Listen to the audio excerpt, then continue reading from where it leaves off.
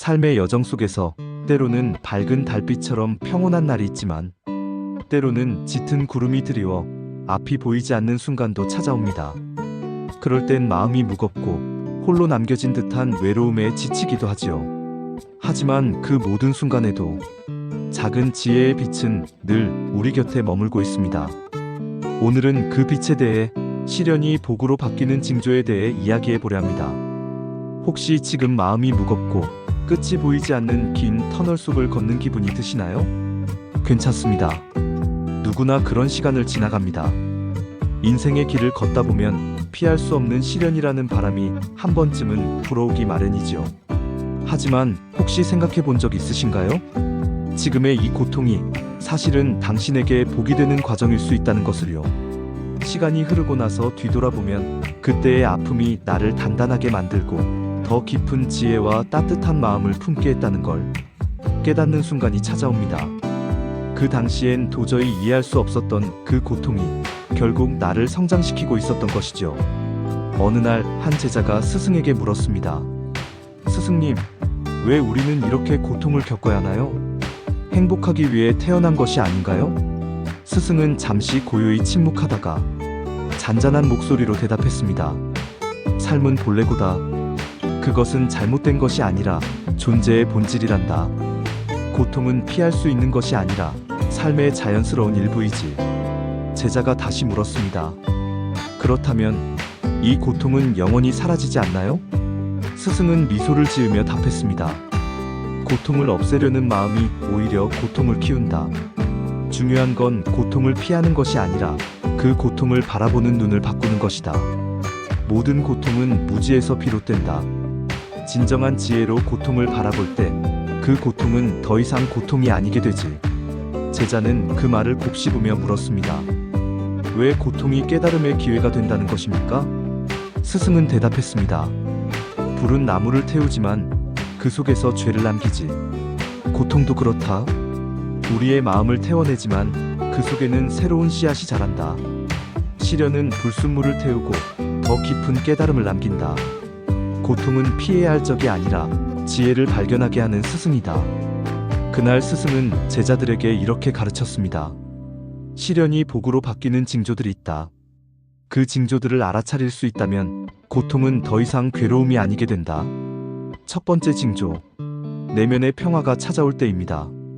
세상은 여전히 혼란스러운데 이유 없이 마음이 차분해지는 순간이 있습니다. 작은 일에도 흔들리던 마음이 조용히 가라앉는 그때, 그것이 바로 복의 시작입니다. 두 번째 징조, 집착이 사라질 때입니다.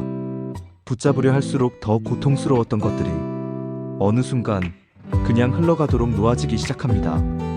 그제야 깨닫습니다. 아, 모든 것은 다 지나가는 것이구나. 그 순간부터 마음은 서서히 자유로워집니다. 부처님께서는 말씀하셨습니다.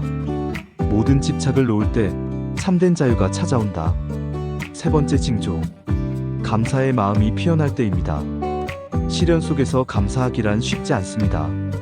하지만 마음이 성숙하면 작은 것에도 감사하는 법을 배우게 됩니다. 캄캄한 어둠 속에서 작은 불빛 하나의 소중함을 깨닫듯이 말이죠. 감사는 고통 속에서도 피어나는 꽃입니다. 그 꽃은 마음의 상처를 서서히 치유하는 따뜻한 빛이 됩니다. 네 번째 징조, 진정한 나를 이해하게 될 때입니다. 시련 속에서 우리는 묻습니다. 나는 누구인가? 남의 시선에 맞추던 삶이 무너졌을 때 비로소 자신에게 묻습니다. 나는 무엇을 원했을까? 그 질문 속에서 가장 순수한 나를 발견하게 됩니다. 시련은 외부의 가면을 벗겨내고 진짜 나와 마주하게 하는 기회입니다.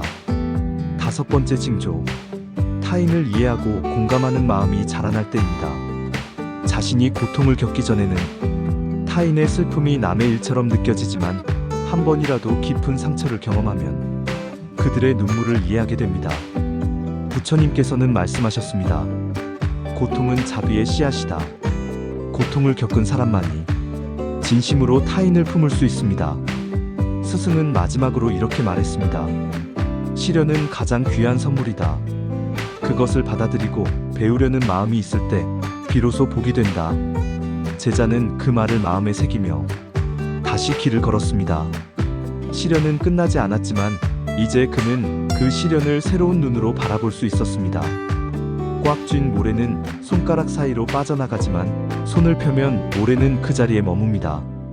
시련도 그렇습니다. 붙잡을수록 괴롭고 놓아줄수록 내 안에 머뭅니다.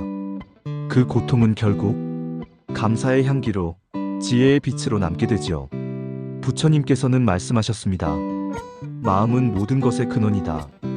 깨끗한 마음으로 말하고 행동하면 행복은 그림자처럼 따른다. 시련은 외부의 일이 아닙니다. 그것을 바라보는 마음의 방향에서 시작됩니다.